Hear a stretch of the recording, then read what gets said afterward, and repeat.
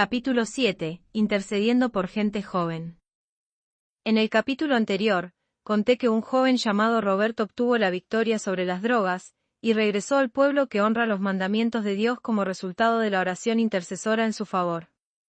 Me gustaría contarles un poco más sobre su experiencia, y cómo el Espíritu de Dios cuidó y bendijo su vida durante el tiempo que se había alejado de Dios. Fue una triste sorpresa enterarme, por boca de uno de los antiguos compañeros de universidad de Robert, de los cambios casi increíbles que se habían producido en la vida del joven. En pocos años, había pasado de ser un joven amante de Dios a uno dedicado al egocentrismo absoluto. Robert, dijo su amigo de la universidad, ya no es el joven cristiano inteligente que tú conocías. Después de la universidad, encontró un empleo que le trajo prosperidad material y, además, los ingresos de su esposa los colocaron en una situación de vida fácil.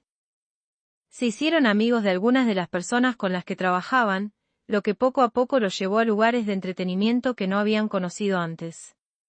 La esposa quedó fascinada por la música, y al poco tiempo ambos se engancharon al rock. Ocupaban su tiempo libre en actividades que no solo los separaban de Dios, sino también, eventualmente, unos de otros. Si él la dejó o ella lo dejó a él, no lo sé exactamente. El amigo de la universidad añadió, su hermano me dijo que Robert tiene $1000 en yerba y otras sustancias potentes en su casa. Pasa horas fumando yerba y le encanta el rock pesado. De hecho, ha gastado miles de dólares en un equipo de música de primera para crear la impresión de estar cerca del escenario de un concierto de rock.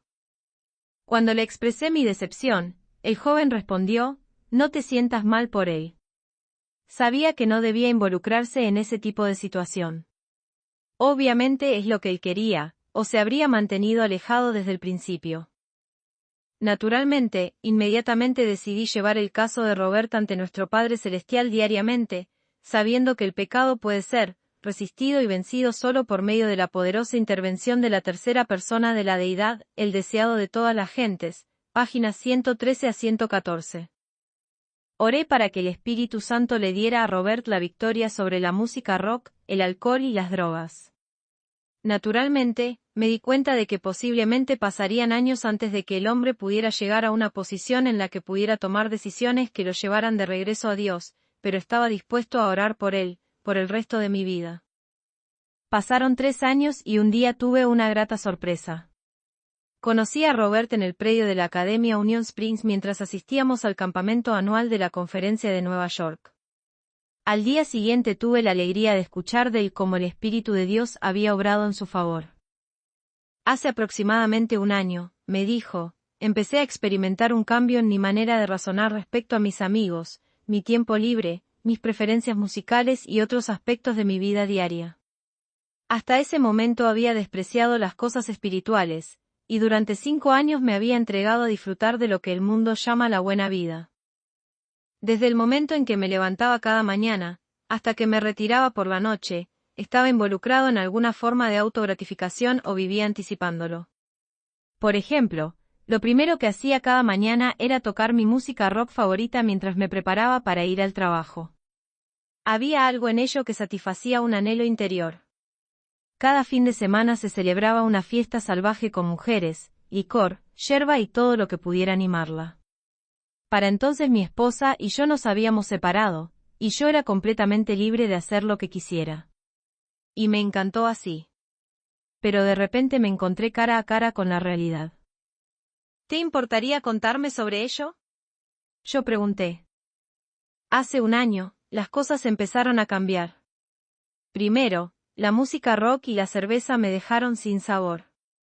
Una noche, cuando llegué a casa del trabajo, encendí el equipo de música, coloqué una pila de mis discos favoritos en el tocadiscos, y me senté cómodamente con un vaso de mi cerveza favorita en una mano, y un periódico en la otra. Bebí un par de sorbos del vaso y leí durante unos minutos, pero cuando di el tercer sorbo, sentí que algo había ido mal. Ese trago de cerveza tenía mal sabor. De hecho, era horrible.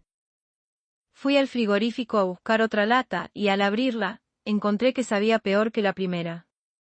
Y la música ya no era la misma, faltaba algo. No fue tan agradable como antes, así que revisé los controles del amplificador.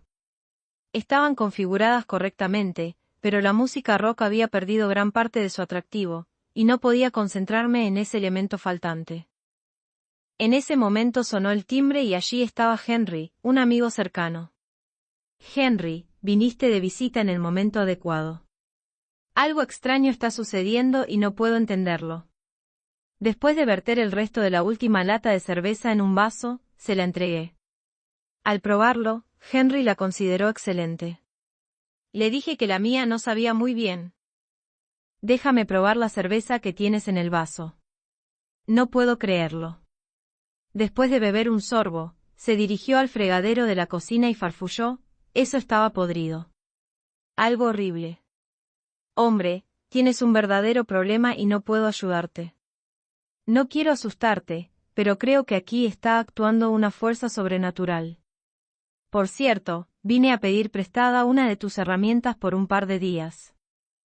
Naturalmente, mi interés por la experiencia de Robert iba en aumento, y no pude evitar preguntarle qué pensaba del comentario de su amigo sobre lo sobrenatural. Lo primero que pensé, respondió Robert, fue que alguien había estado orando por mí, y que el Señor estaba haciendo algo para que yo reflexionara seriamente sobre mi estilo de vida. La experiencia me dejó atónito, y a partir de ese día, ya no pude beber cerveza.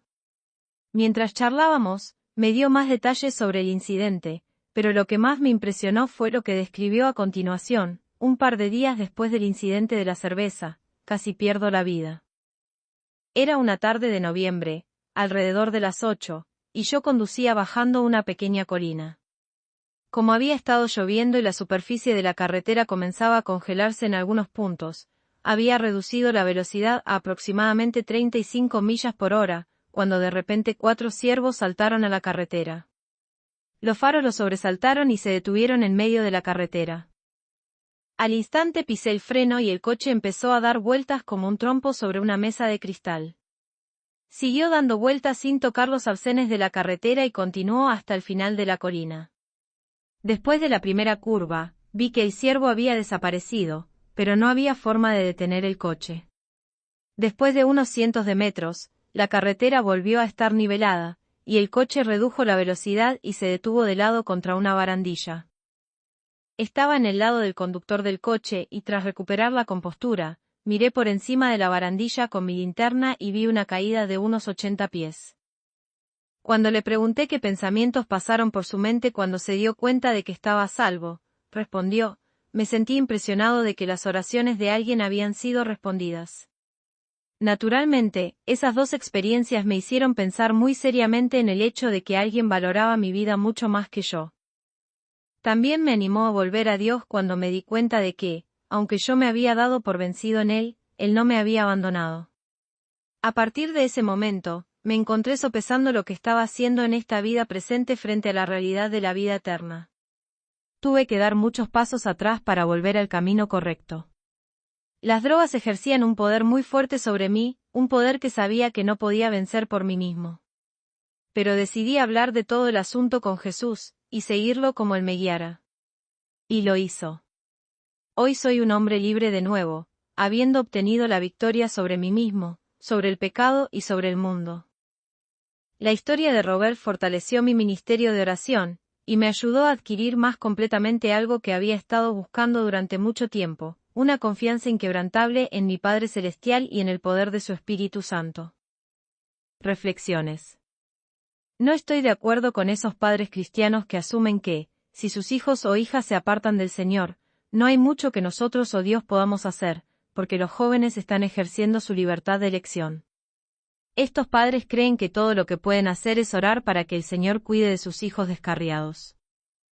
Un razonamiento así puede tener resultados desastrosos. Si bien es cierto que Dios no forzará la voluntad, a través de nuestras intercesiones que reclaman la sangre de Cristo, su espíritu puede anular las fuerzas de las tinieblas, y controlar los eventos de tal manera que aquellos por quienes oramos serán ayudados a decidir por lo correcto, incluso si tienen que experimentar algún sufrimiento. Consideremos la experiencia de Sansón. Puedo imaginar cuán angustiados debieron estar Manoúa y su esposa cuando el niño que habían criado para Dios comenzó a asociarse con idólatras. Durante 20 años mientras gobernaba Israel, siguió repitiendo la inmoralidad. Entonces, un día Manoúa vino de la ciudad y le dijo a su esposa que tenía muy malas noticias, y que era mejor que se sentara, ya que se sorprendería. Declaró que los gobernantes filisteos le habían sacado los ojos a Sansón mientras visitaba a una prostituta. Me inclino a creer que, si bien la señora Manoúa se sintió terrible al escuchar la noticia, no se sorprendió hasta el punto de creer que Dios les había fallado. Seguramente oraron para que Dios de alguna manera salvara a Sansón en su reino eterno, sin importar lo que fuera necesario para que su hijo entrara en razón. En prisión, Sansón reflexionó seriamente.